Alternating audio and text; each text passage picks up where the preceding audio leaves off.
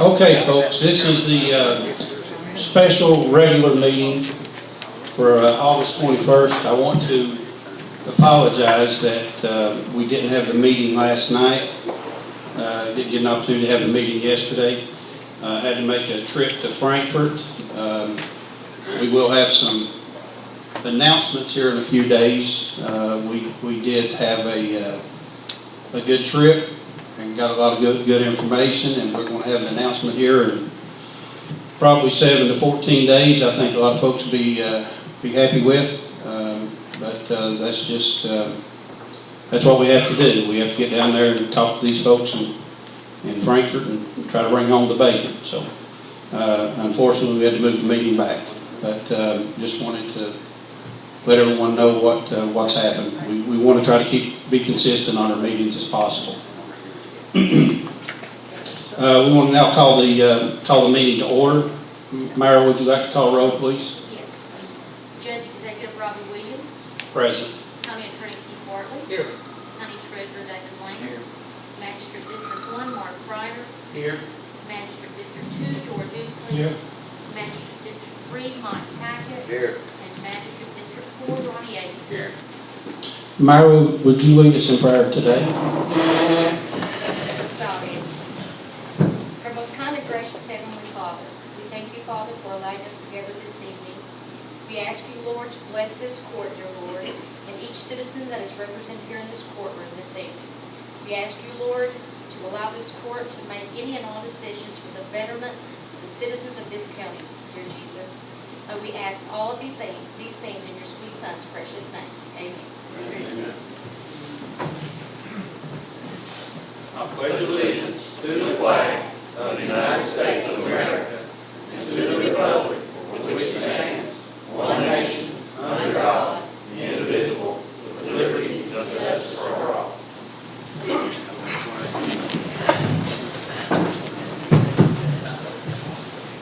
All right. If anyone wants to buy a chance on the quilt, that's for the senior citizens. Keith, is it appropriate if I make them buy a chance if they want to public comment? Make the $2. $2. Oh, okay. But that is for the senior citizens. If anyone asks. Dad illegally sells UK basketball tickets, once a year. So. Uh-oh. I guess you can sell it. But you got immunity, right? Thank you all for your support, though. That's what that is for. That's for senior citizens. We're trying to do some events for them, and we'll have a drawing. They're $2 each. Thank you, though. Can we get approval of the minutes for the last meeting? No. Myra, will you call roll, please? Magistrate Mark Pryor. Yes. Magistrate George Ousley. Yes. Magistrate Mike Tackett. Yeah. And Magistrate Ronnie Yates. 4. Treasurer's report. David, anything that you need to report? No, they've got it in front of them, Judge. Disbursements is up a little bit, but yet your liability workers' comp insurance. And asphalting as well. Yeah, had asphalt, but thank you, I appreciate that. Something else that we'd like to report, we did get an additional $626,000 in co-severance funds that will be distributed to Floyd County. The reason for the increase was the allocation process at the state level. What they initially budgeted for in co-severance funds was actually exceeded by $15 million, and 100% of that money, if it exceeds the budget, comes back to the counties. So our portion here in Floyd County was $626,000, which is great for us. It's going to help us to shore up our budget and take care of some things that we need to take care of. Also, we got a $75,000 grant from Rural Development for the installation of the floor at the new community center. That's going to go a long way toward deferring some of that cost. David, I think we had looked at using the co-severance money for that. I think we're going to go ahead and pull that request and use the $75,000 that we got in the grant for the flooring up there. E911, anything to report, sir? Just, well, the magistrates will know, I'm a little bit behind on my sign making. The national vendor we buy our sign blanks from actually went out of business. So it's been a little bit of a struggle to find somebody, but we're finalizing the process right now on the pricing with a local vendor in Langley to actually make our signs here. So I should start getting signs here in the next few weeks. Okay, thank you, Tim, appreciate it. Solid waste report, Joe? 2 minutes. All right. Solid waste, at this time seems like our trash pickup has leveled off. They're doing better, quite a bit better. We're not getting hardly any calls.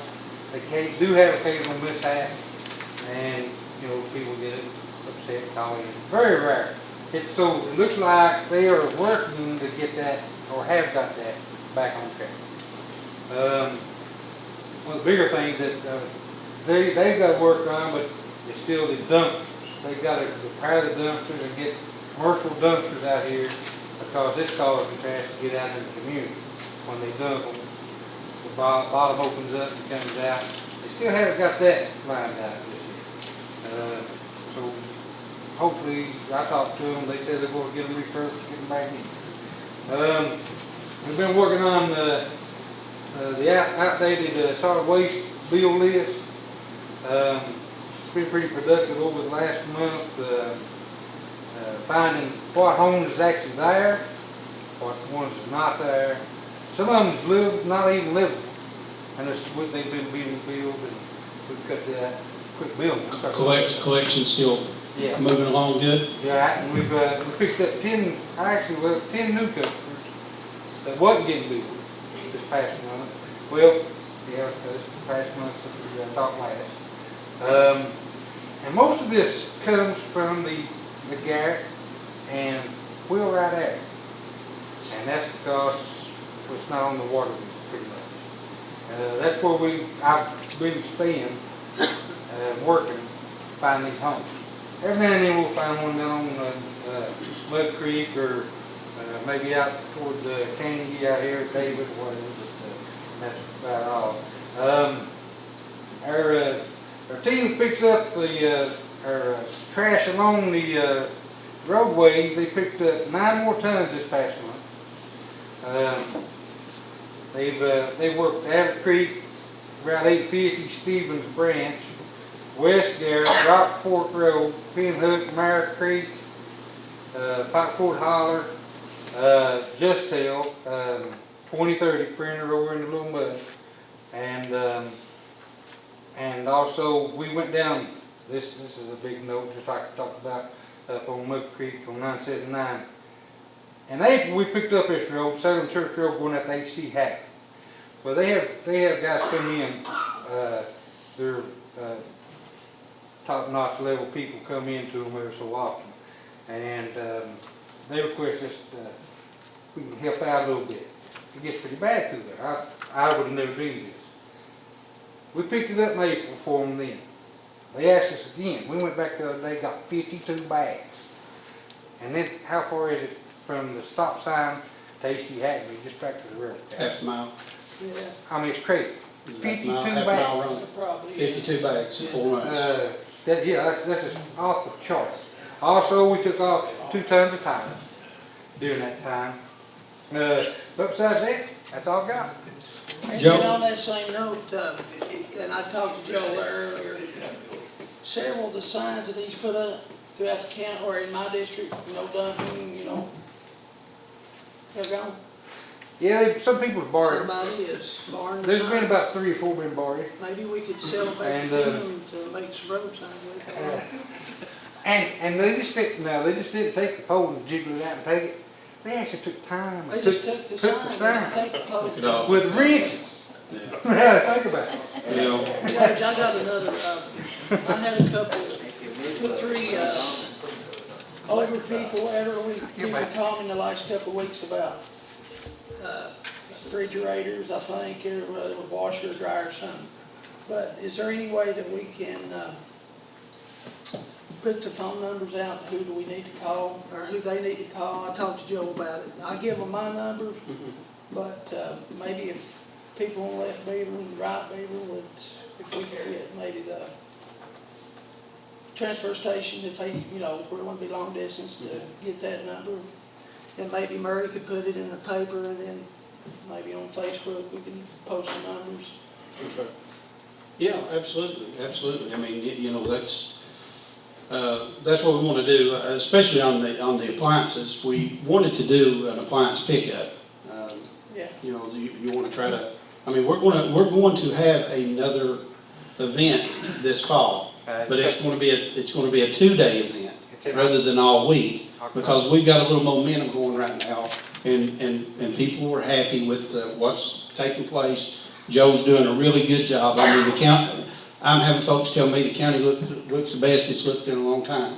But that's a combination of Joe's crew and then and the jail, the guys from the jail, they're going out as well too, cutting weeds and picking up trash. So we've got roughly, 12, 13 people out here doing this. Have you got the transfer station number, Joe, that you could give? Oh, yeah, it's 606-285-0033. And then they could call the judge's office at 886-9193, or my number is Yes, 226. yeah. And back, and of course, back during the last cleanup in April, we did pick up a lot of appliances then. Cause we said we were gonna do an appliance thing, but when they started calling in, they said, well, there's more appliances than anything else. So I said, we'll just take them, we'll get them. So we just started taking them in. And we took off a lot. Yeah. Luckily, y'all got us a nice truck to do that with, the judge and the fiscal court. So we was able to really move a lot of that type of big items with minimal waste of time and fuel. So that's pretty good. Well, I appreciate you going out to the schools and picking up before the schools open. I appreciate that. That's good. I was at the Conservation District a couple evenings ago. They had an awards ceremony. They're going to they have some grant money. They're going to actually start helping with an education program in the school system. That's good.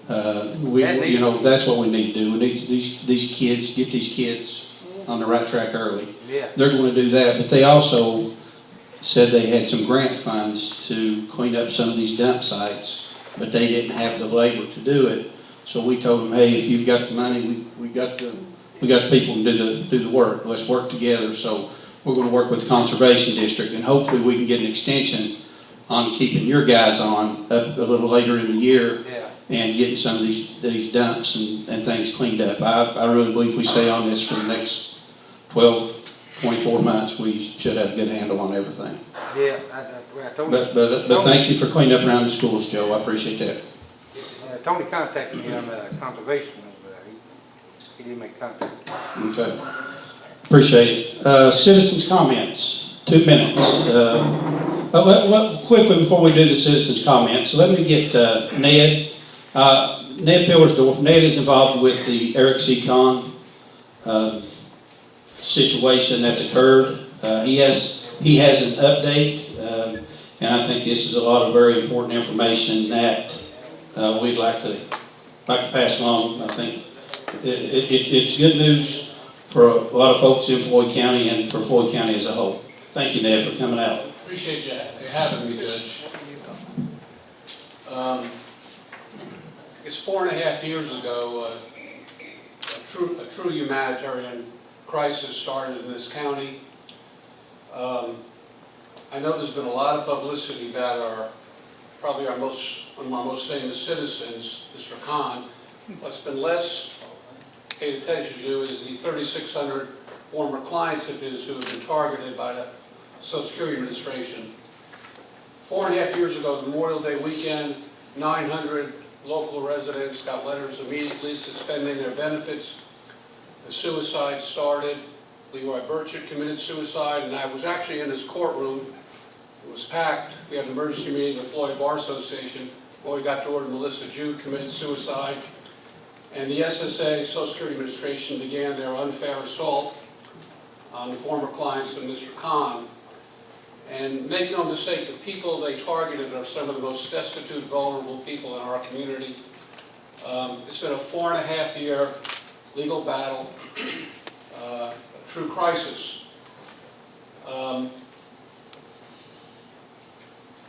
The reason I'm here today is one of the unusual problems, myself as an attorney, and by the way, I'm here as part of a legal team. Been 150 volunteer lawyers, 50 law students have pitched in.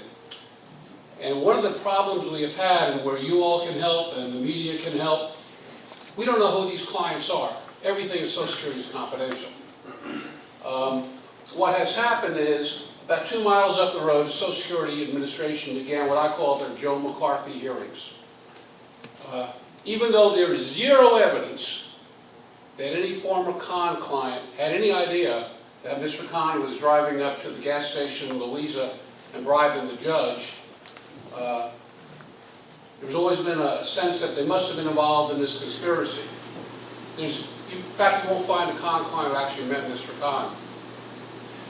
Up the road, 2 miles, the Social Security office where they had thousands of hearings, and every hearing was a Joe McCarthy hearing. The reason I say that is every hearing started out with saying, oh, you're Mr. Khan's client. There's been a secret finding of fraud that you can't challenge.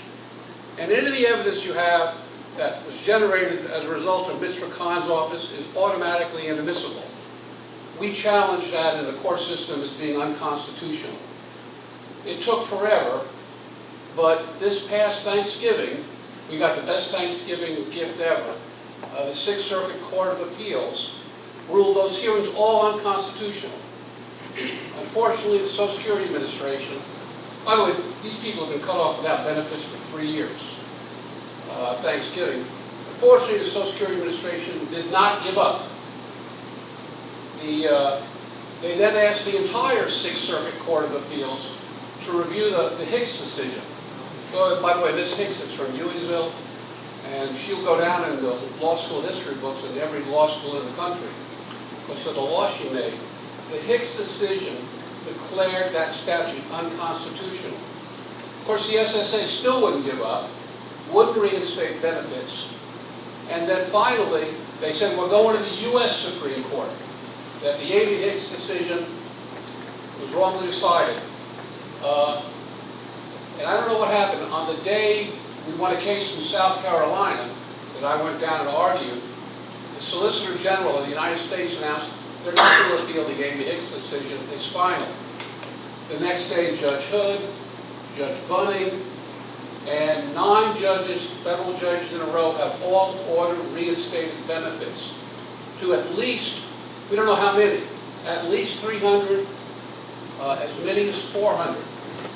What that means in English to our community and to the least among us is, if you run the numbers, some of these people, your typical Social Security disability client, are $1,700 a month. Some of these people have been without benefits 3.5 years. There's probably, let's say 350 are getting their benefits back by virtue of court orders. That's, according to Judge Williams and I before the meeting ran the numbers, about $21 million. Probably 40% of those people live in this county. What I'm trying to get the word out is about $10 million is getting ready to come into this county probably in the next week or two. I got an email from the SSA. Of course, every day I get asked, when is the checks coming? We are working as quickly as possible, including to accomplish a reinstatement of benefits. The strange thing is, like I said to me, I don't know who these clients are. And I get calls every day. I don't mean to insult anybody or suggest, but there are literally people out there who have no idea this is happening. They're not on social media. They don't read the newspaper. They don't watch YMT. These people may not know their benefits are being reinstated. 99% of people get Social Security, get it by direct deposit. What's going to happen in this county, the money is not coming by direct deposit. Checks between $50,000 and $100,000 are going to come to the mailboxes. We have been trying to get the word out to people. make sure the SSA has your correct mailing address. I can think of 50,000 to 100,000 reasons why, and we are trying to get the word out. Having said all that, is the SSA done? Theoretically, they can put all of these people back through new hearings. Frankly, I'm worried about some of these people. We have had an epidemic in the last few days of the scammers calling these people. If you get a call from the Social Security Administration, it is not from them. The Social Security Administration does not call you. They mail you letters. And it is amazing. In other words, the scammers have already figured out that checks are going out. The Social Security Administration, as bad as they are, and they're bad, they do not issue arrest warrants. And that's what they're telling these people. Where you folks can help, and the media here, is get the word out to these people that the checks are coming. They need to be cautious with their money. They need to manage their money. And I have encouraged these people, don't tell anybody you're getting this money. But, for the sake of these vulnerable people, there's $10 million being dumped into this county. Appreciate letting me talk. Thanks, Judge. Ned, thanks. We appreciate the information, appreciate you taking the time to step up and help the folks in the community. Because I'm part of the team, Judge. I'm sorry? Judge, I accept no congratulations. I'm part of the team. Well, we want to congratulate the team because, like you said, a lot of these folks are some of the most vulnerable in our community, and if it wasn't for individuals like you or your team, they wouldn't get their benefits restored. So thanks. I do appreciate that. Thanks, Judge.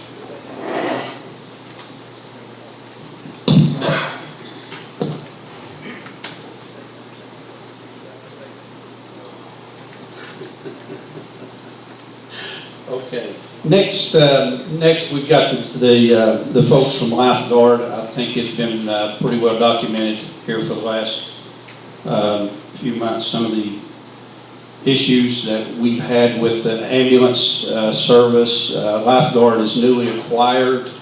TransStar Ambulance, they're going through some. We're going through a transition period. Is that the correct term? Where they're trying to get things, get operations back to where they need to be. Correct me if I'm wrong, but you all are the largest ambulance company in the United States. Is that correct? That's correct. So it's not really a matter of resources. It's just turned into a personnel issue at this point because the regulatory environment.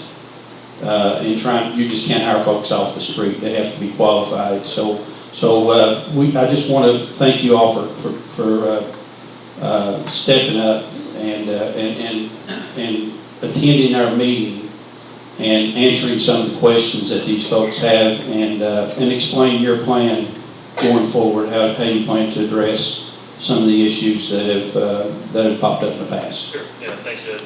I'm not sure how I follow that news, but I'll do my best. So real quickly, I want to introduce myself to the court. My name is Josh Spencer.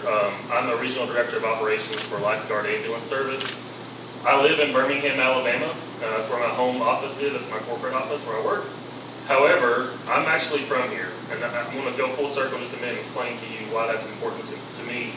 I grew up in Knott County, Big Branch. Spent my whole life over there.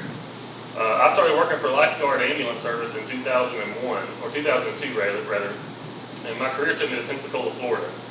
From Pensacola, lived there, worked there for about 13 years, and the last couple of years I've been in Birmingham, Alabama.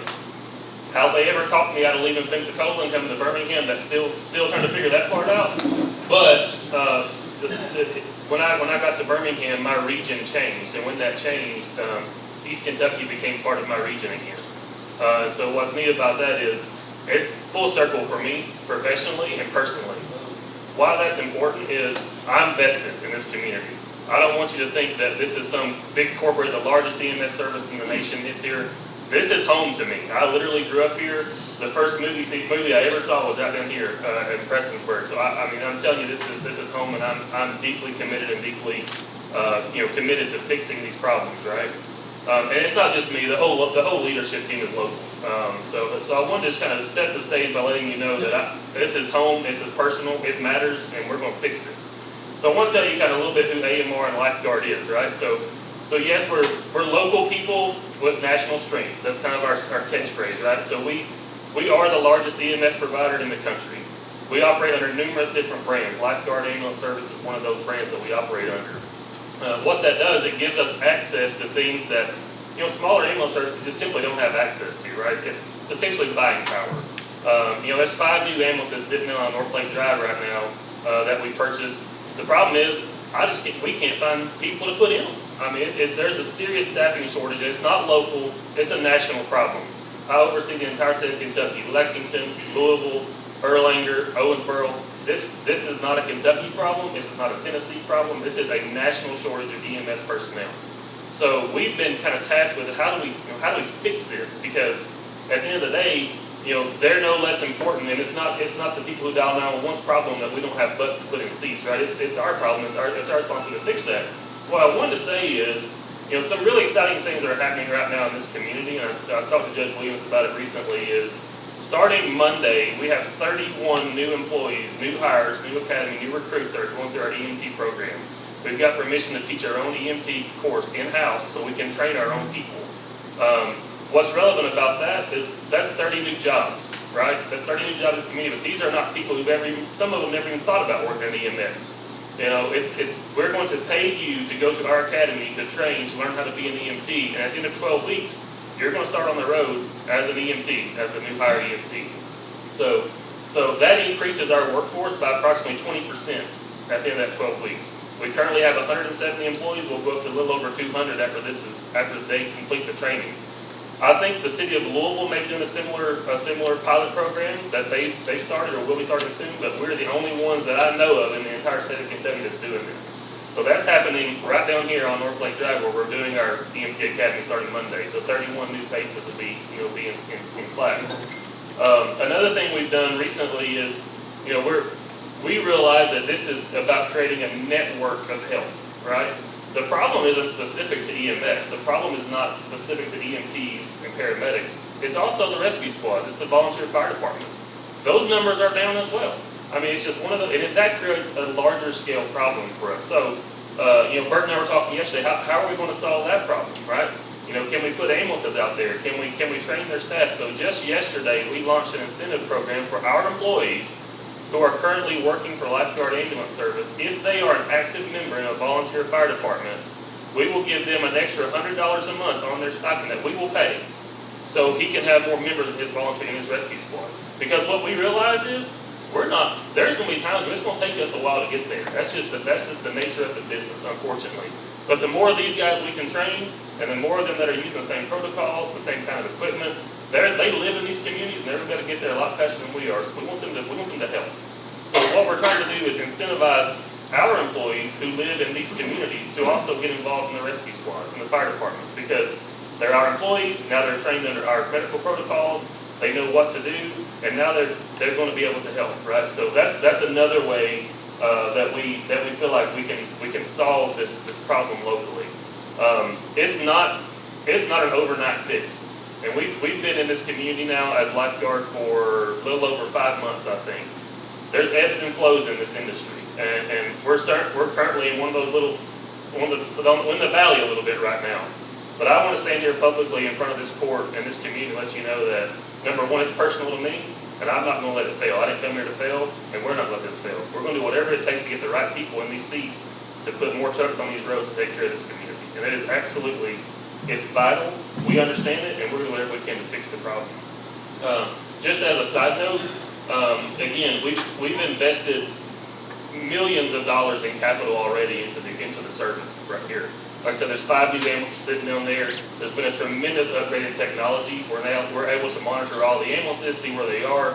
Our dispatch center has 4 or 5 EMD trained dispatchers around the clock. They're sitting there to dispatch our trucks.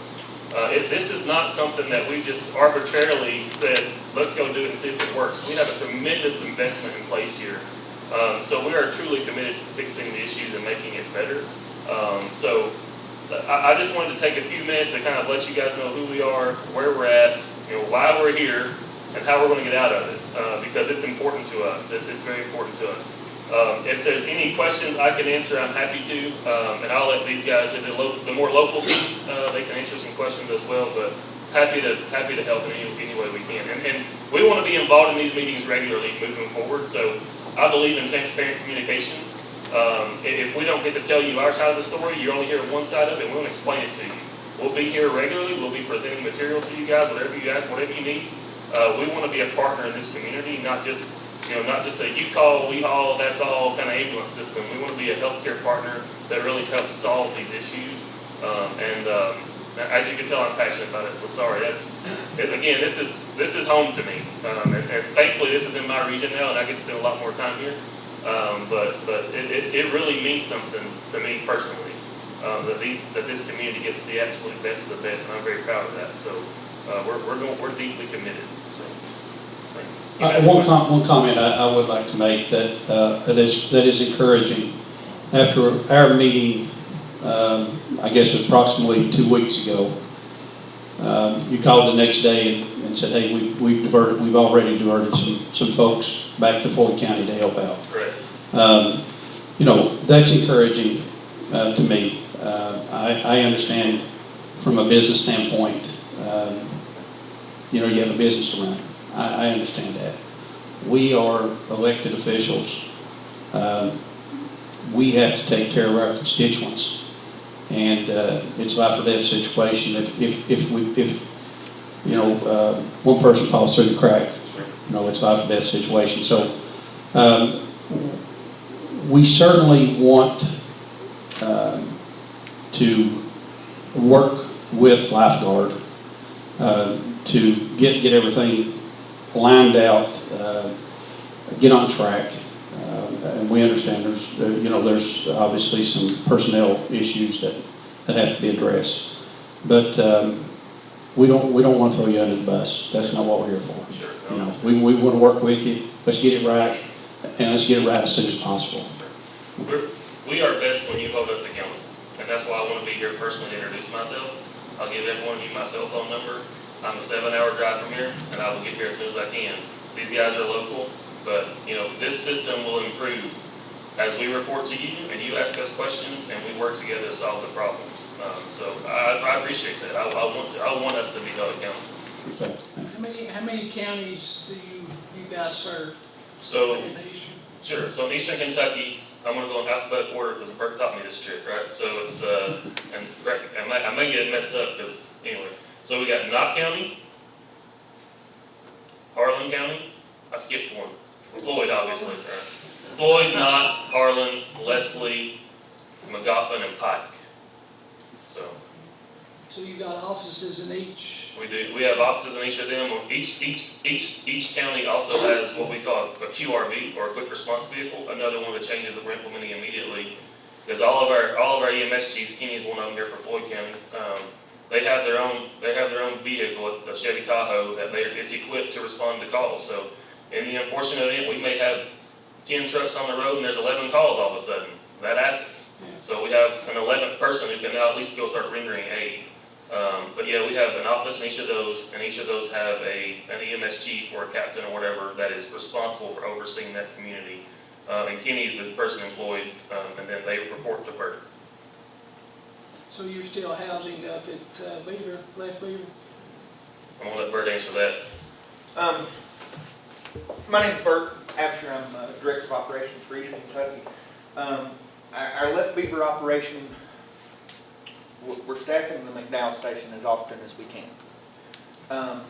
More often than not, that truck will go up there and then we'll drop to a high call volume situation here in the city or out in the county and have to bring that truck back. So if you're ever driving by Martin or you're ever driving by McDowell and you see an ambulance sitting beside the road, they're not hiding from us. They've been staged so that if we have to get back there, we can. One of the things that we're going to do to commit to that is I've been working with my managers. I work 24 hours a day, 7 days a week. My phone doesn't stop. But I'm not often on the truck anymore. But I'm a qualified paramedic, and I'd like to think a pretty good one sometimes. So my managers, I've incentivized them to pick up extra shifts. let's go get on the truck and cover 12 hours and let Beaver at night. Josh and I, we're gonna launch another thing that he didn't talk about, and we're gonna call that a posting crew. I wanna hire 8 EMTs, and they're gonna work a different kind of shift. And we're gonna post them out in the county. They're not gonna sit at the station. They're gonna go to maybe to McDowell ARH or to Left Beaver Station 2, and for 12 hours, that's where they're gonna be. They're not gonna be put into our run volume unless we drop to level 0. And then if we drop to level 0, we'll pull them back to Martin and use them accordingly. But as far as do I have a truck there 24 hours a day, 7 days a week, I don't. I don't have the staff to. Today, Kenny, how many trucks do we have on today? 5. We had 5 trucks on today. By region-wide, by 1 o'clock today, we've done 61 runs across the region. We average high 90s. I've seen 130 in one day. So my deployment model for Floyd County calls for 8 trucks. I've got empty trucks, folks. That kills my soul to drive by our station and see empty trucks. So as soon as that staffing model comes back, we want a truck at Wayland. We want a truck at Left Beaver. I want a truck at Mud Creek. Allen, Mud Creek, something that can get in that backside to Wheelwright there. We got to go visit Wheelwright the other day. I hadn't been to Wheelwright since I was a kid, and obviously I forgot how far from city center that is. But Danny was a great host to us. We had some great discussion, and I think he's motivated us to try to do some different things. Just that networking of working with fire departments. Because we went with them, we had an ask when we went to them. We asked him, if we help you, can you help us? And his response was kind of hard to take. We can't help you if we ain't got nobody. That's true. So that's where Josh and I's conversation comes. How can we help our fire department? You know, with those 31 folks that start Monday, are they gonna be, once they get through, are they gonna be in the 5-county area? Or That's a great question. And we done this academy here in Floyd County, number one, because our administration building's just down the road. I've got a great classroom down there. We've got 4 EMT instructors that will be sharing that course, because those guys will be there Monday through Friday from 8 to 4 every day. We're going to do field trips with them. They're going to go out and learn to operate the ambulance. A typical thing that happens with the EMT program is we get you through class and then we let you go. And it takes 6 months to get through that class.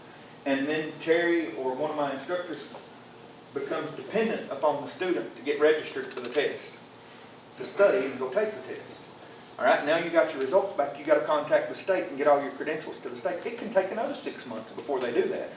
This EMT Academy, they're going to go from the classroom out the door to an ambulance with an experienced EMT or paramedic sitting there waiting on them and going around. They'll be done in 12 weeks. They'll have all their administrative training done, all their operations training done. That's the key. So why did we advertise this for this area? The primary counties that these 31 will affect, number one is Floyd. Floyd is where I have my greatest staffing shortage. I have a staffing shortage in Pike, so the ones that live in Pike County may have an opportunity to go there. I think we got 4 from Knott County. My Knott County situation is pretty good. We got some from McGoffin County. We just signed a memorandum of agreement with an EMT program. Where's Morgan EMS? Morgan EMS. He has 6 students that are from McGoffin County. And I got real hungry to get all those 6 students to come to work for us. If they're from the county we serve, or even, we got people that drive from West Virginia to work for us. We're going to go get those people. But the primary concentration of those 31 will be spread between McGoffin, Pike, and Floyd County. That's what 31 folks equals. That's 15 more ambulances that I can stand up on a week. That's 15 more shifts that I can cover.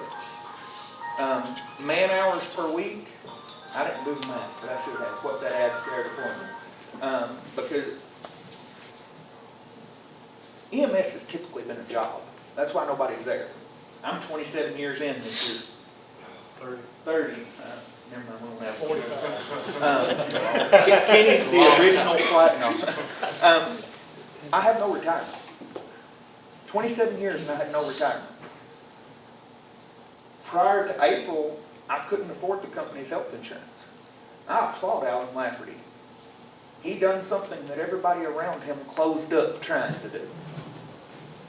But some of our benefits were unattainable. We couldn't offer people good insurance. We couldn't offer people retirement. Well, as we get older, when we're young, we look at that dollar hour amount. And as we get older, what's going to benefit me? How's this company going to pay me in a few years? Today, I have a fantastic retirement that I look at every week. It's growing. My company matches that retirement now. I have health insurance. I played a game the other day. I went to the doctor and told them I didn't have any insurance. They told me it's going to be $240. I said, well, they did give me this card, and it was $6 to be seen. That's pretty quality health insurance. The difference between a job and a career is a career will take you places. What Josh didn't talk about is our helicopter service. Our employees can grow up under us and become flight medics. We have education trainers. We have so many different opportunities, and that's what people look for in a career field, is an opportunity to do something else. What's age to sign up for the class or? You have to be 18 years old before the end of the class. You have to have a high school diploma or a GED before the end of the class. Actually, under the academy, I think you have to have a high school diploma before you can get it, because we put you to work right then. Yeah. There's no age limit. We have folks work for us on the truck on a 24-hour shift that we're pushing 70 years old, and probably outworked some of our younger generation, because let's face it, that generation knows how to work. Yeah. So the left beaver issue is extremely important to us. It's as important as Prestonsburg. But this company is very data-driven, and we look at where hot spots are. And that's why we've started staging trucks. It's vital for me to have a truck out at Allen, because it can go so many different directions so quickly. The amount of time that it takes to get from Prestonsburg to the McDowell turnoff is critical. So I might not be able to put a truck at Beaver, but how much time did I save by putting that truck at McDowell? It's going to be a staging kind of thing. In some of our other models, the folks come into work, they clock in, they get in their ambulance, and they go park on the sidewalk. That's their station for the day. We got to make sure that they have a good quality ambulance that has excellent air conditioning or excellent heat that can sit there and run for 12 hours. We got to make sure they have the resources they need to take care of all the patients they need. These ambulances that we've got to come to town, some newer EMTs, some older EMTs, they've never had a new ambulance. We've replaced our cardiac monitors for $41,000 a piece, so that we have the latest, greatest technology. Our ventilators have been replaced and upgraded so that lots of folks don't go on a ventilator anymore. They go on something called BiPAP or CPAP for transfer to another hospital. We couldn't provide that service prior to this change. Now we can. Floyd County is unique in the fact that we've got 3 hospitals here. If those hospitals are having a bad day, guess what we're having? Worse. If it's raining, it's even worse. So we not only do 911, when you're critically ill at one of these hospitals and need to go to another hospital, we're taking those runs too. Our scheduled runs, what we told the judge, we're licensed in Johnson County, and I believe the folks in Johnson County are just as important as the folks in Floyd County. But we were often sending our Floyd County resources to take care of a hospital in Johnson County. We're not the primary provider there. That doesn't make them not important. It means that I'm pulling my resources back to Floyd County, where I'm your primary provider. We're all you got, so we're going to be all you need. So that was strategic, and that was hard. We took a real black eye over there. But we're not the primary provider. We service Plattsburgh ARH in Letcher County as much as we can. We use resources from Harlan and Pike County to do that. I can't take away from Pike County to serve a county that I'm not obligated to operate in. But we're compassionate. I want to help everybody. If you're laying in the hospital and you're in ABC Hospital in XYZ city, I want to find a way to get you where you need to be. It's a compassion-driven business. Unfortunately, we got to appeal to the compassion of our citizens to join this service. We gotta give them reasons to. Josh has incentivized everything that we can to do that. So there's our Let's Beaver stand. Yes, it's important, we wanna get there, but I gotta get the staff to do it. We gotta get the staff. So will they be after this class, will they be another class? Well, we've had such a- People sign up to. We've had such a fantastic response to this class that we've actually had to cut it off. You can't just keep taking because an instructor can only take so many students. 10 per instructor. 10 per instructor. So we're at 31, and to be honest with you, I got 27 seats. So we're gonna have to find some chairs for them. And I don't anticipate this going away, and here's why. The most successful high school football program has an excellent middle school feeder program. We can't buy them. Throwing more money out there is arbitrary. We're already probably the highest paid service in the region. When you figure our benefits package in, nobody can compete with us. So what's the number you got to kind of reach as far as employees and ambulances and? I think 200 is a sweet spot for us right now, and I think this new class puts us at 201. Now, there will be attrition over time, it happens, right? But we're always accepting applications. I think we got a text on the way in here, hey, how do I apply for a job? So we're always accepting applications. They're really, it's one of those industries where as many as will come, you can hire them, and you just keep the cycle going, right? But yeah, 200 is a pretty good spot for us for our entire region. But if we could have 250 or 350, I promise you we would. So I think that's where we try to get creative solutions, like how can we help the fire departments improve their numbers? Let's send those guys to the EMT Academy next. So now we got EMTs in the fire department. Now we're starting to get somewhere. Now we create a public safety network in the outlying communities that will help. So, as a matter of fact, I think about 30% of the staff we have, the class that's coming on starting Monday, I think 8 or 10 of those are volunteer firemen right now. So, I mean, that's, y'all see why I don't let Bert talk much, talks too much, right? But I mean, I want you to know we're passionate about it. We care. I promise you we care. And we want to solve this and fix this problem.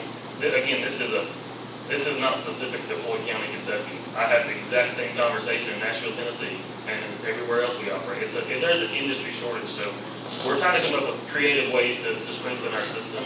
And I think the volunteer fire department helping those guys help us, and then the academies is absolutely the path forward. So you think, I'll say one more thing about Let Beaver neighborhoods real quick. So if you think about it, it's almost like if you take the entire county of Floyd County, and you take 10 dots, and you put 10 dots, that equals your ambulance. Where is the next call likely to come out? Well, that's where the most people live, or the people work, or whatever. So you want to keep, and I'm sure Sheriff Hunt probably has the exact same scenario when you have, if this is where the resources need to be, because at this time of day, you're more than likely going to get a call on 23 because everybody left work and their people want to wreck. That's the way it works. So how do we take our resources and use the data we've given, bring them into the core and take them out of the core? So if you have 8 trucks in the system today and there's no calls going on, it makes every sense in the world to strategically place them around the county so they can all get to one spot. When you're down to 1 truck, that needs to be close to the center where it's just, that's simple logistics. I mean, that's what UPS does, or FedEx, right? That's the same concept. So, while we want to have, I would love to have a truck line. I told judges, if it feels up to me, I would put an ambulance on every street corner in this county. That doesn't make a lot of sense though, financially. So we want to get them as many places as we can so they can get there as fast as they can. And, we do want to help.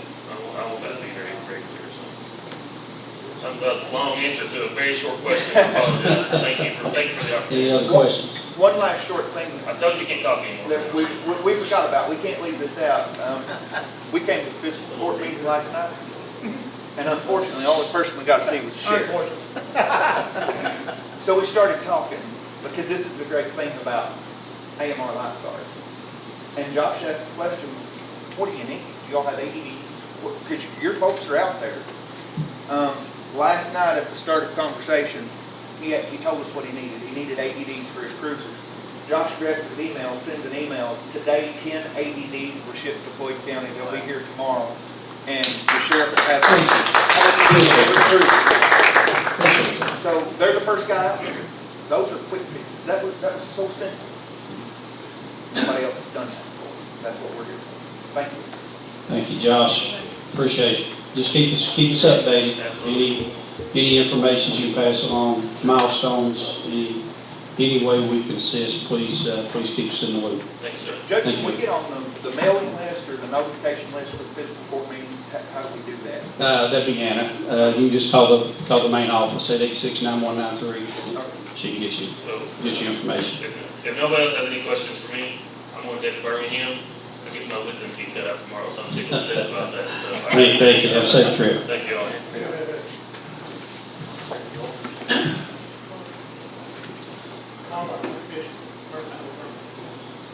All right, next is the citizens comments. Ms. Blackburn. Come on up, Ms. Blackburn. You're number one.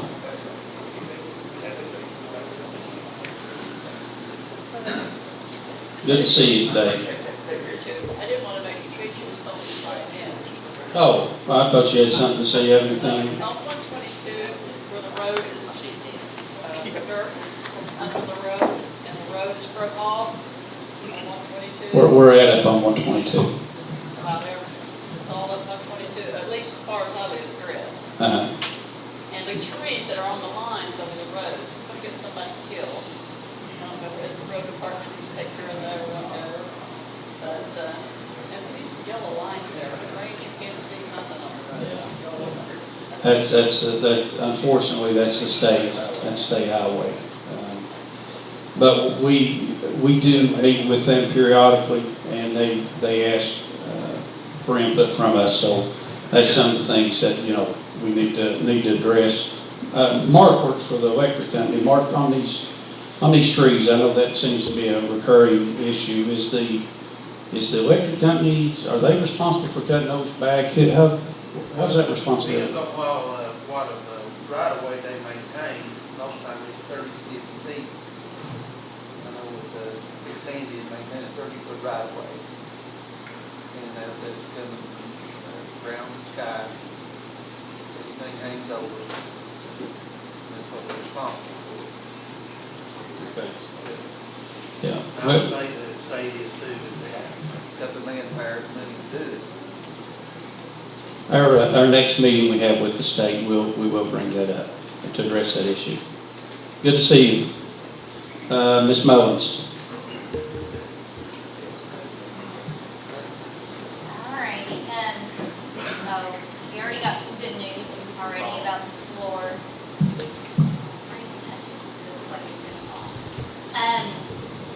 About getting the floor for the community center, which is awesome. But another reason actually I'm up here, I kind of wanted to send out a thank you to the community. Last time I had talked about an Operation School Drive that we had offered to some children in the community of Floyd County. Our total number was 112 kids were fully sponsored, and that was outfits, underwear, socks, shoes, book bag, and there's certain schools, certain classrooms, school supply list filled. That was 112. We had an additional 55 kids that were like just school supplies for just outfit, like between that. We kind of did the math. It was over $11,200 worth sponsored, and then an additional over $800 sponsored by Graceway with shoes. And we just kind of wanted to send out a thank you for the community because a lot of people stepped up and, gave a lot of kids, almost 175 kids, a better day for the first day of school.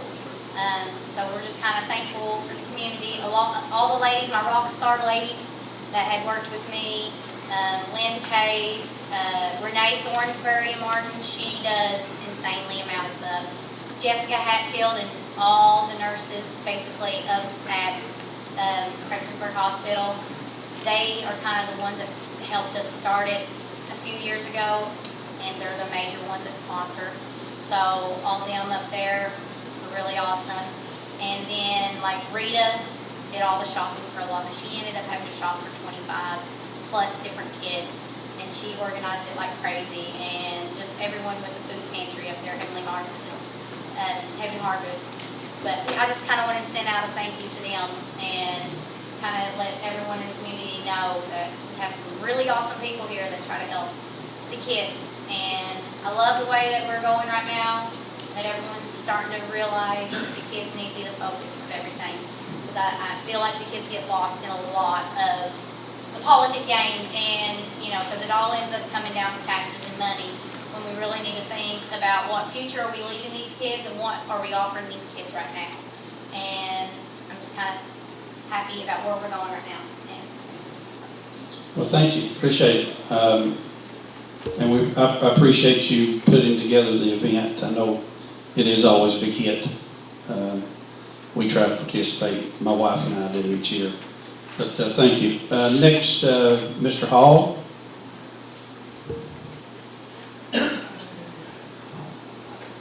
What's your first name? Yeah, my name's Donald Hall. And I was on that address issue, I was already going over here earlier with the garbage issues or whatever and all that, you know. 42 years ago, I worked as a sanitation engineer. That was in Wayne County area, Michigan, which takes in roughly all 9 different little cities over there right here. And in that area or whatever, they had these dumpsters all over the place where people could take and dump their stuff, whatever it may be, whatever's considered garbage. So it was coming out of your house as garbage. And if we couldn't pick it up and put it in the back of a truck, then they would send a man out with a pickup truck. And he would go out and pick this up. Now this is 42 years ago. And here we are here in eastern Kentucky. And we're talking about cleaning up and everything.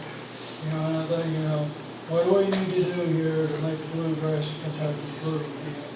And we need to step up to the plate, move on out of the ancient age of the way. Do what we need to do, get this area going, get it cleaned up. A few garbage bags, I mean, just a little 3-mile area that where I live. I picked up 16 bags up in that little place by myself, me and a few people. But the thing about it is, though, that's not going to stop.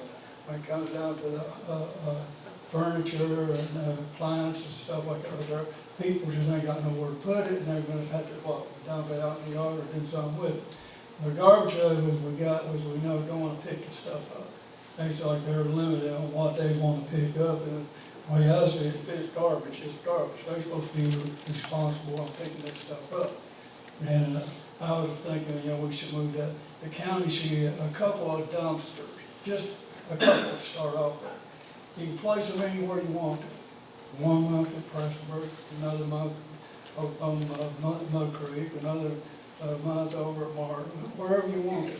Put them over there, post it on Channel 5, dump it, anything you want to get rid of, take it there, get rid of it. You know what I'm saying? That way it'll make it easier. It's not right that we pay a bill as it is anyway, and then if we want to dump something, we have to go over there and we still got to pay another bill. That's not right. You know, that ain't good. That ain't, you know, good business really, because we're just paying somebody else to do lunch for them, pay their gas for the day or for a week or who knows whatever. And it's not right to the Floyd County people that's residents of the county. You know, and to me, you know, I mean, here I am, you know, I know what it's like to do the job 42 years ago. And I know what I did then. Why are we here still having to deal with an issue here today when I know the board members could do this. They're working hard to do what they can do and everything. But, you know, to move Floyd County on up and make it stand out in the state as being one of the cleanest places to come to and visit, whatever.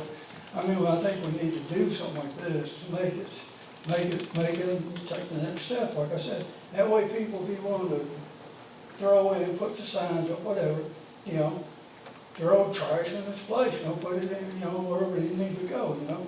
And if you got these dumpsters, whatever, they can dump anything else that need to be dumped that way. And that way it won't get piled up on somebody's land or wherever they decide to throw it in the first place. Up there where I'm at, that's a local Floyd County dump, as up there or whatever, because they go up there in Platte County or anywhere, as long as they go up there after dark, and they can throw it over a hill. And then, you know, that's been a big issue for as long as I can remember, because I've lived up there ever since I was born, was the 3 months. So, I'm just trying, I know we got a great staff and board members or whatever that can move on this issue, get this done. And, we own the real estate. I know these guys can't go out there and move these dumpsters and take them to the scrapyard, get money off of, they're too heavy to do that kind of stuff with, So, I move that, that if the board would do it or something, move on that issue and work with that, just play with it some, whatever, and see if it don't help Floyd County, help get it cleaner, whatever will help, that's what matters. Get a few garbage bags is one thing, but when the people can start pitching in and doing their part because they got a place to take it to, it's a different, it's holding forward. Sure. So. But we'll take it under consideration. A couple things. On that dumpster issue, we done that when I first come in office about 12 years ago for a couple of summers. And we had problems, I don't know if I know Dale can remember, but they started the fires. They dumped it, there was garbage everywhere. And somebody started the fire, and we had one at the mouth of Branham's Creek, one at Tinker Fork, and they started a fire. And we had to offer us time. Well, I never got it. What you call the thugs going out there just to have a good time. Yeah, we got it. But if it gets dumped regular and everything, I went on the truck, with the trucks and had to go and dump these things myself, you know what I mean?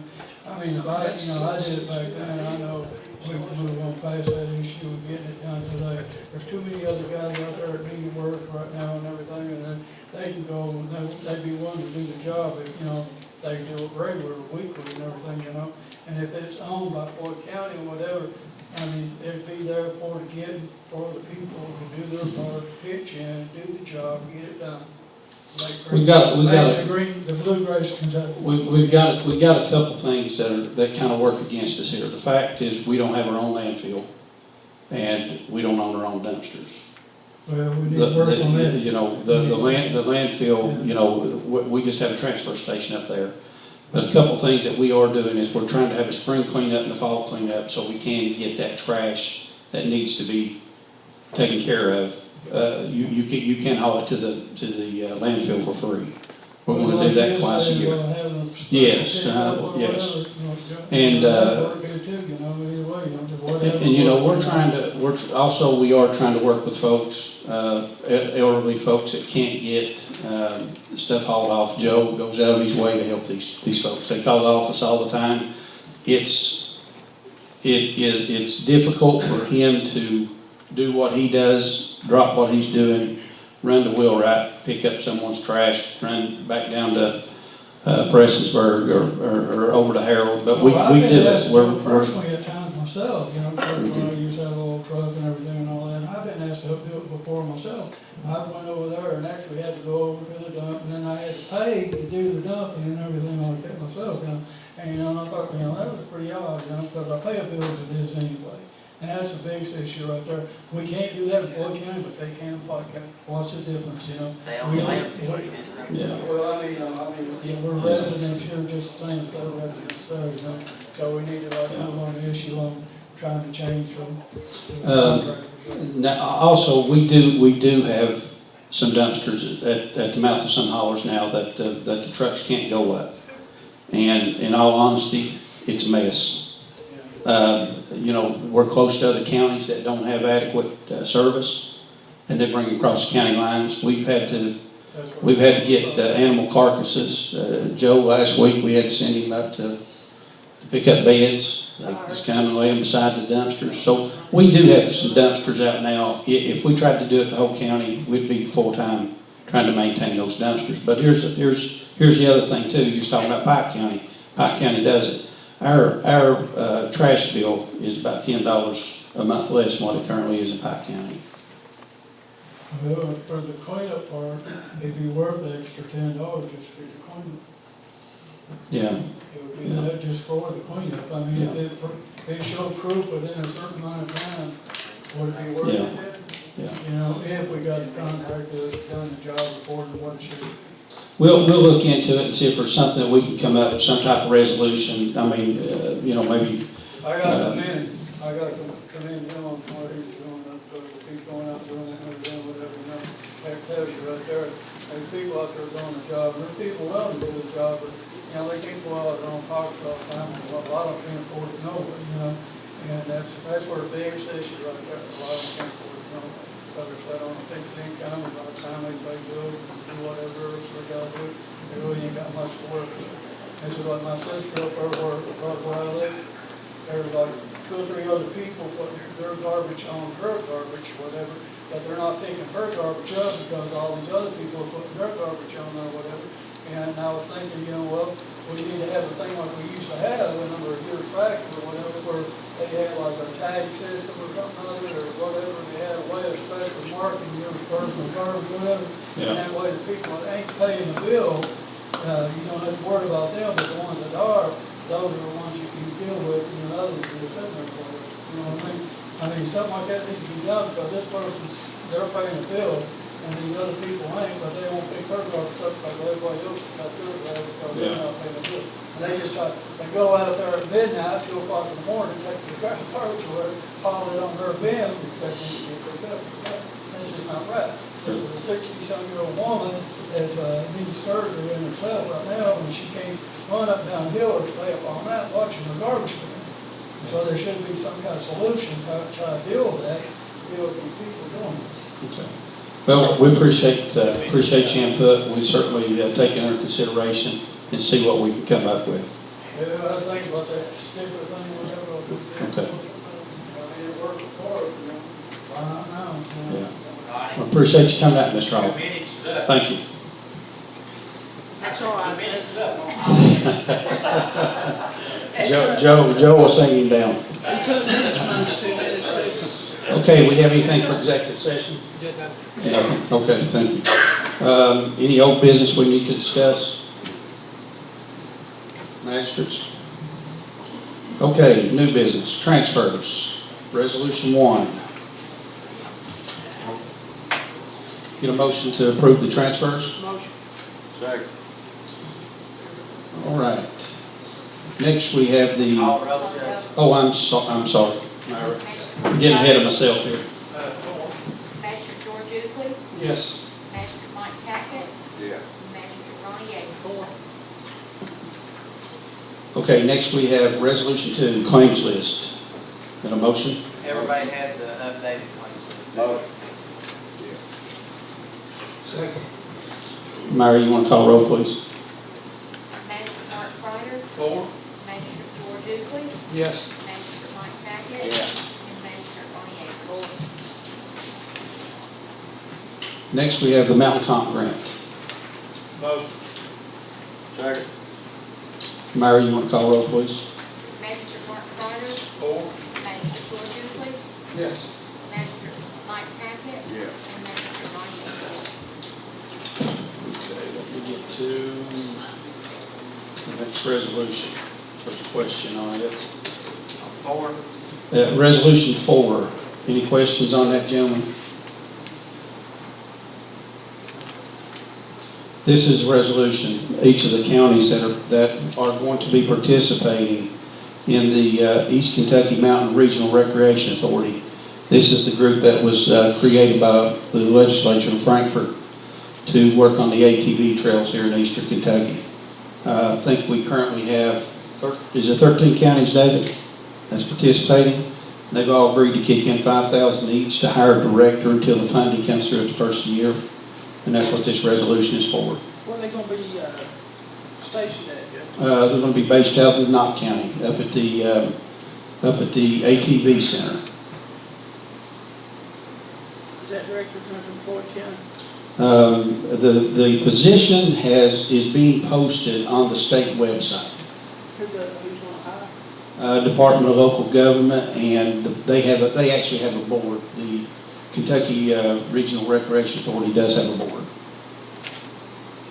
That's the way so I'm assuming the board will make the decision on the hiring process. What they're trying to do is basically get some funds to bridge the gap to the first of the year if they can get started on this. They wanted to get this thing going this fall, but it looks like it's going to be kicked back to the spring because of some of the some of the issues, some of the legal issues that have come up. They had to. Has each county got a board member? No. No? Now, No. there's 13 counties, I mean, but we're the only other county that's not done the 5,000 yet. What they originally did, Ronnie, we don't have a voting board member on the board currently. We don't. We do not, no. It was originally set up based on the,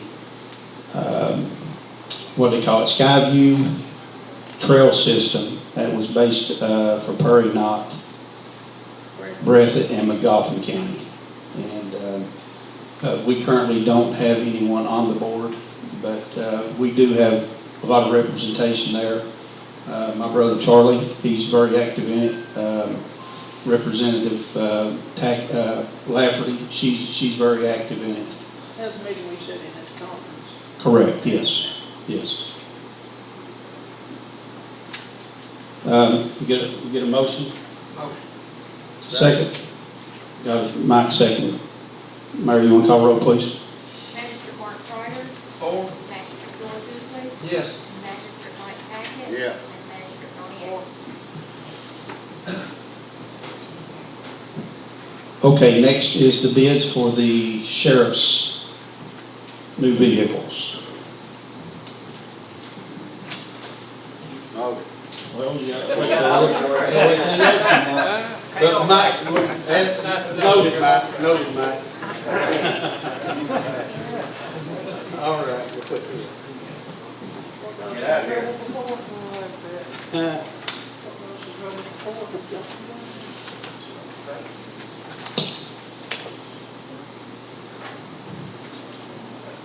All right, this one is from Kane Ford.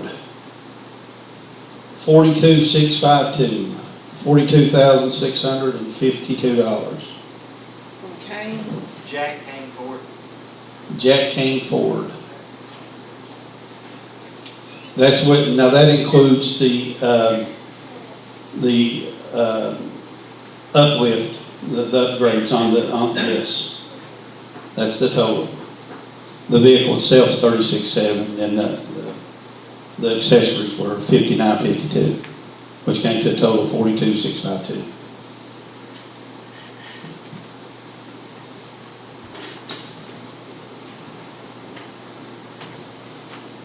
Next is Paul Miller Ford.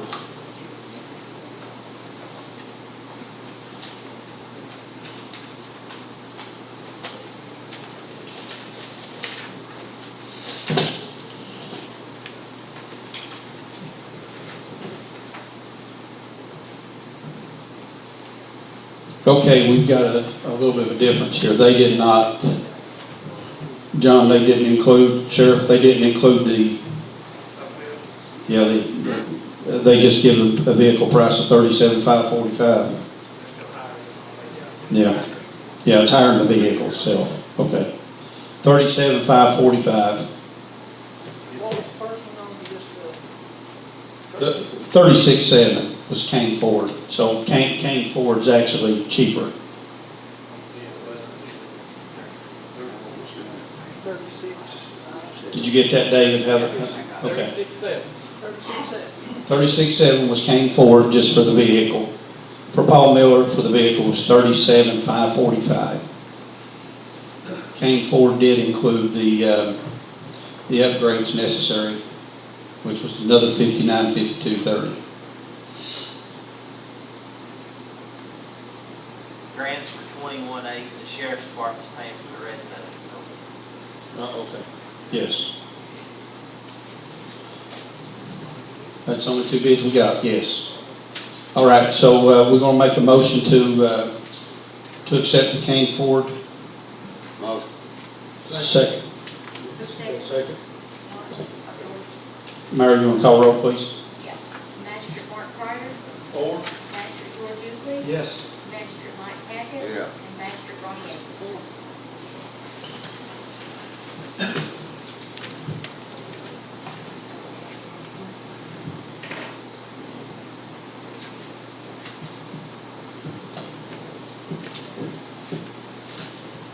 Sheriff, you did want the one with the upgrades, correct? Yes, that would be Okay.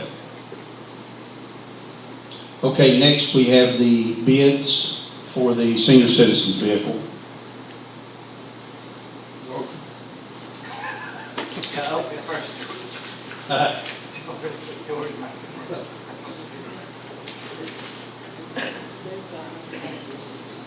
Everybody's anxious to get out of here.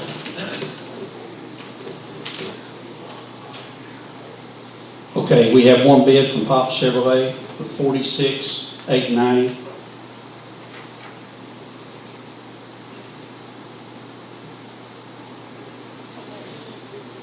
That's for the two vehicles, correct? That's for two. That's for two, yes, sir. That's two 2020 Chevrolet Equinoxes, all-wheel drive. We get a motion to accept? Motion. Second. That's the only bid we got? That's it, it's gonna be what we got. Oh, okay.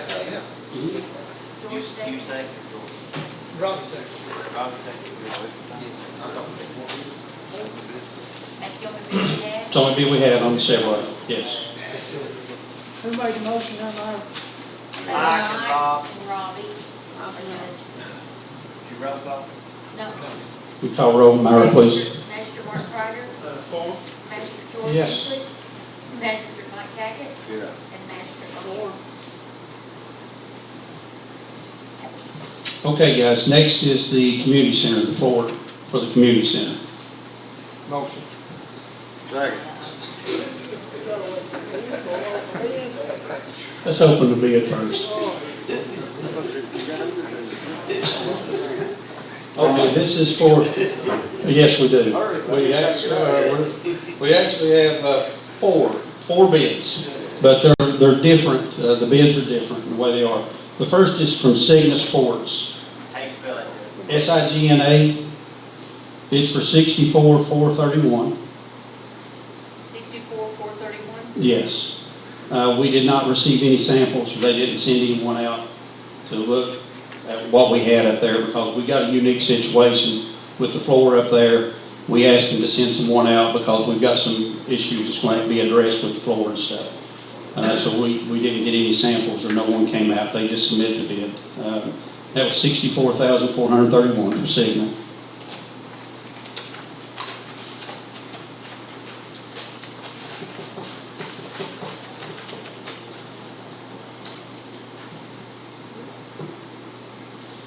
Next is AIP. They actually submitted two bids.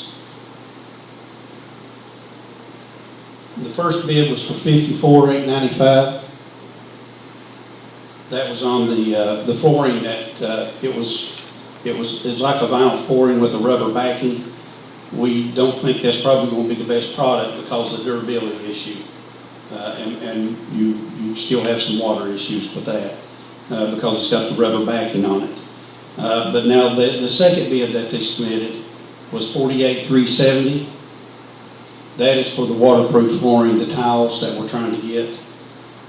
They didn't submit any samples or have anyone to come out and talk to us about that.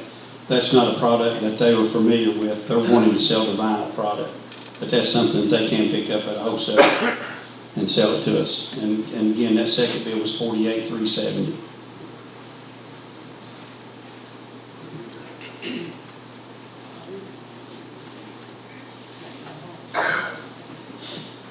Next is Snap Sports. What now? Snap Sports. Bid was $51,500. The thing I liked about this one was that the folks they sent out, they would do the $51,500 for the flooring. They would also do the self-leveling, and all of it was covered by warranty for 16 years. It was 100% covered for 16 years, the flooring and the tile itself. It's full waterproof. It can be submerged in a pool, and it doesn't affect it. And that's one of the reasons I think that we need to go with the Snap product rather than the rollout product, because of the durability and the flooring issues that we have up there. But they sent an individual out. They explained it all to us, laid it out for us, how to do it. It's a nice floor. I'm impressed with it. We have some literature here if you need to look at it. But that was 51.5, and like I said, they'll do the self-leveling also for another 19,000 on top of that. And they was the only one that gave us a bid for the self-leveling. We tried to get bids ourselves for the self-leveling, and we had 4 people show up and look at it. They never gave us a bid, so they didn't show up. They don't want to do it. It must be a difficult process. The next bid was from Aztec. It was for $49,704. $49,704. They also have the SNAP product as well, but they did not have the self-leveling quote to go along with, like the SNAP Sport did. How much was the settlement? 19,000, yes. You got, actually, the 75,000 grant's gonna cover. Yes, we got the grant from Rural Development. Cover the 70,500 from SNAP Sport to level it, give us a Correct. 16-year warranty and do it all. A 16-year warranty, they do it all. We can get this thing wrapped up. We've got 90% of the work done. We just need to get the flooring and tie up some loose ends, and we're ready to go. How much is, what we spend up there, Judge, after this 75,000? After you spend this 75,000, you're gonna have over 100,000 in it. 100? You're gonna have over 100,000. All the plumbing was tore up.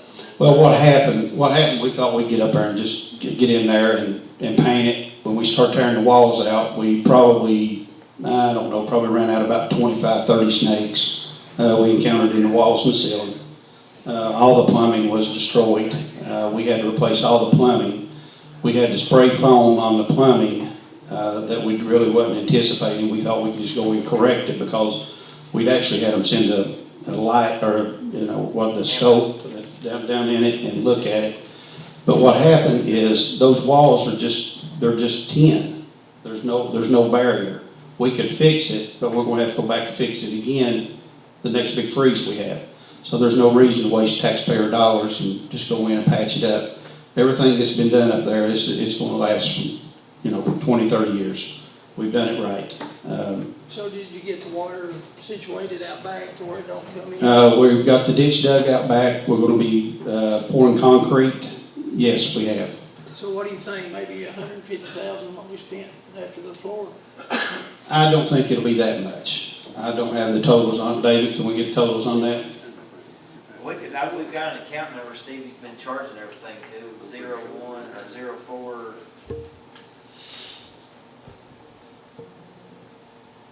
We spent 38,000, looks so far, it's 38 plus the 70, around 100,000. Yeah. It's just over 100. They paid $100,000 one time just to get it floored, didn't they?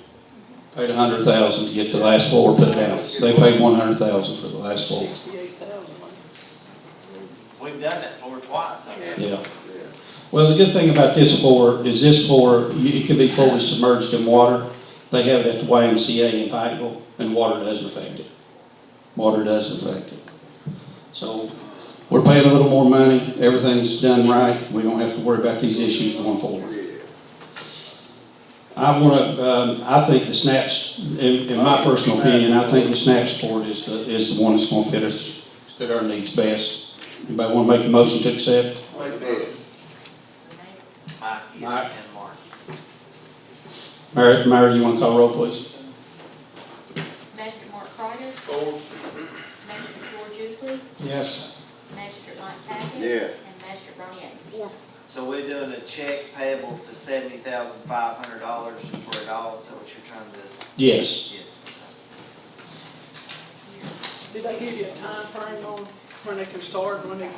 Well, that was one of the things that we asked is, he said they would move it up hopefully in the next 3 weeks. Yeah, we told them, we want to get this thing open. We get, maybe let some of these kids play some basketball in there and stuff.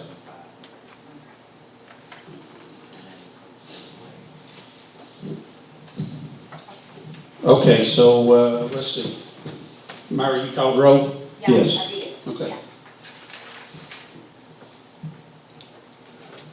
Next, we have Resolution 8. This is on the agreement with Mr. Webb to help out with the drainage. I think George, Mark looked at it. What he's wanting to do is construct a metal fabrication facility. We have an old drain that runs across the property. He's agreed to create 25 new jobs over the next 3 years. It's going to be aluminum manufacturing. He's going to be doing the trailers, like the Gator trailers. How many years? Over the next 3 years. What if he don't pay it? Well, in the agreement, Keith can explain how we prorated the agreement based on the number of jobs that he will or will not create. Ronnie, I prepared an agreement that essentially would require them to reimburse the county their costs if they don't create those jobs, in proportion to the number of jobs. They agree to create 25. If they don't do it at all, then they owe us back 100% of our money. If they create 15, then they'd owe us back 40% of our money, et cetera. Now, that's obviously subject to whatever changes you all may choose to make. That was just a proposed agreement. What we're looking at, Ronnie, is about $10,000 in drainage. But what I'm saying, that's private property. We're not allowed to work on private property. That pipe, it drains Eastern. This main creek comes out of Eastern town. It is. And he was bad and stopped up, and it's bad. And that's the only way you got to get the water out of Eastern on that drain. Well, I'm all for the jobs, and I wouldn't have a problem with it. I just don't want nobody to get in trouble. You got a judge over in Breathitt County that's indicted for $700 and on bridge boards, and I just don't want to see nobody get in trouble, man. If it's legal, if you're Well, telling us legal, it's the creek, and we put the drain tiles in. We're maintaining the drains now. Well, not only that. We're maintaining them. There's the economic development issue that underlies that. And as I remember, David, correct me if I'm wrong, I believe you had some conversation with Department of Local Government. Yes, we did. And they know you. That's right. We done the same. We can support. We done the help. same. We done the same type of stuff up at Worldwide there. We did the same thing in RDS Truck Line. Yeah, RDS Truck Line, same thing. A motion, boy. Second. well, I just don't want, if it's legal, I'm all for it, What fund will this be coming out of? Probably. Will be economic development or anything? We've got, What David, actually, David, if you remember, we had talked about maybe even some of the co-severance money that we had still laying there for worldwide equipment that was not used. There was 30,000 that was still allocated.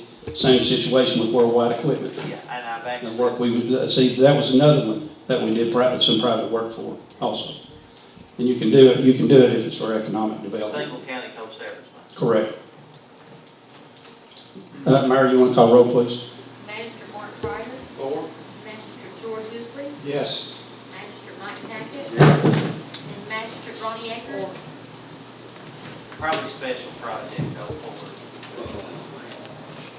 All right, next is the sheriff's tax settlement.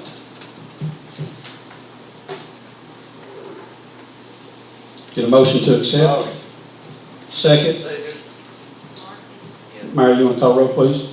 Magistrate Mark Ryder. Four. Magistrate George Usley. Yes. Magistrate Mike Tackett. Yeah. And Magistrate Ronnie Ecker. Next is Resolution 10. This is payment of the tax bills and the postage. Motion. Second. Mayor, you want to call roll, please? Magistrate Mark Ryder. Four. Magistrate George Usley. Yes. Magistrate Mike Tackett. Yeah. And Magistrate Ronnie Ecker. Next is Resolution 11, which is the acceptance of the tax rates, which there's no change. Motion. Second. Mayor, you want to call roll, please? Magistrate Mark Ryder. Four. Magistrate George Usley. Yes. Magistrate Mike Tackett. Yeah. Magistrate Ronnie Ecker. Next is Resolution 12. This is acceptance of the tax rates for the fire taxing districts. Mike made the motion, got a second? Second. Mayor, you want to call roll, please? Magistrate Mark Ryder. Four. Magistrate George Usley. Yes. Magistrate Mike Tackett. Yeah. And Magistrate Ronnie Ecker. And next is Resolution 13. There may be a change on that, Judge. The school board's not met yet, but the superintendent sent a letter over saying instead of 69.2, it may be 69.1. Oh, so that's not been voted on. They don't have their meeting till the 26th. Okay, But okay. that's what it was last year, is what's down there. Okay, so they think that there might be a 1/10 of 1% reduction? Yes. Okay. You really shouldn't vote on if the numbers are. We're not, well, what we're going to do is not vote on that one. Is that correct? No, you're just basically voting to accept their rates to put on the tax bill, whatever that tax district makes it, we don't get to set their tax rate. My only point is you want this document to be accurate. Well, we'll just write in a one if you want, whatever you want. Well, we don't know that at this point. What they I hate to see you put in a document that's approved by this fiscal court as an incorrect number on it. Well, David, is there a reason that we need to, can we just lay this over? Well, other than the sheriff's trying to send the tax bill out sooner so that we give the citizens, another 1 month. basically. So you're trying to get them out in September rather than October? Yes. With the bill will go out at the end of September, we hope to this year for the first time ever to start collections in the month of October. Well, I think based on the recommendation of Keith, what we probably need to do is let's just set this aside, and if we have to have a special meeting. Let's ask John an important question. That is, if the Board of Education doesn't meet until the 26th of August, and unless they approve whatever rate it is that enough time to get your bills printed in order for that bill, all the tax bills to go out in time? Yes, if we can get it done as soon as they set their rates, if you have a meeting. So we sort of need to have a little special meeting after they Yes, set their. once that's done, as long Okay. as we get it to Yeah, our. we could do that, David. Let's go ahead and table that, Okay. and we'll just have to have a special meeting to get that finalized, okay? All right, magistrates, do you have anything you want to add, Mark? Just give you an update here on District 1. Currently, we've been concentrating on catching up on our pothole repair. We should be about 90% complete with that at this point. Or it should be 100% complete with our roadside weed control, except for maybe just a little bit of spot work here and there. We've sprayed 80 miles down here, spent less than $500. There's calculated to be about $6.25 a mile for roadside weed control. I think Dale and some of the guys, how many went down and got tested, how many we got licensed to spray in the county? We've got 3 more men licensed to spray. With our flex money, we've got some plans on here to try to stretch it out as far as we can here. We're going to try to resurface 4 roads in New Allen, and Maple, Angie Street, Hill Street, and Lawrence Hall Estates on Reynolds Hill. Also Travis Drive on 1428, what people call Speed Harris Drive, we're in real bad shape. Also, I'd like to thank District 1 crew and myself. I'd like to thank Judge Williams and the rest of the fiscal court here for the new excavator. It's made it be a lot more efficient without being broke down, and really helped us down here to better serve the citizens of District 1. And I myself took it on myself to do some energy audits on, I've only got a couple of parks here in District 1. I've been looking into German Bridge Campground. Going to make some changes over there. I think potentially over the next year at this time we should save over $5,000 in electric utilities over there. Good. And with your all's permission, I'd like to maybe look into some of the senior citizens. Absolutely, Other yes. parks, Al and stuff, for some of the lighting and stuff, for some ways. that we can, I'm sure taxpayers of Floyd County appreciate that. I'll be happy to help. Thank you. Sure do. Is that it, Mark? George, got anything you need to add? How's everything going in District 2? Mike? Anything in District 4? You good? I do have one thing I do want to add. I do want to thank the magistrates. We're getting a lot of good positive feedback from everyone in the community that the work's getting done. And that we only accomplish these things by working together. I know I get a lot of, I have folks ask why I'm not in the office. But you're gonna see in a few days while we're not in office. You're gonna see some of the things that's going on. We're gonna have some announcements.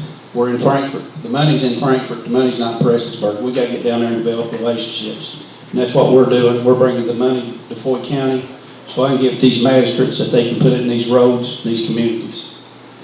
But I appreciate everything the magistrates do. They're doing a good job. Meeting is adjourned. Wait, we need a motion to adjourn. Thank you, Mike. Magistrate Mark Trotter, Oh, Magistrate George Isley, yes. Mike Tackett, Oh, Ronnie Anderson.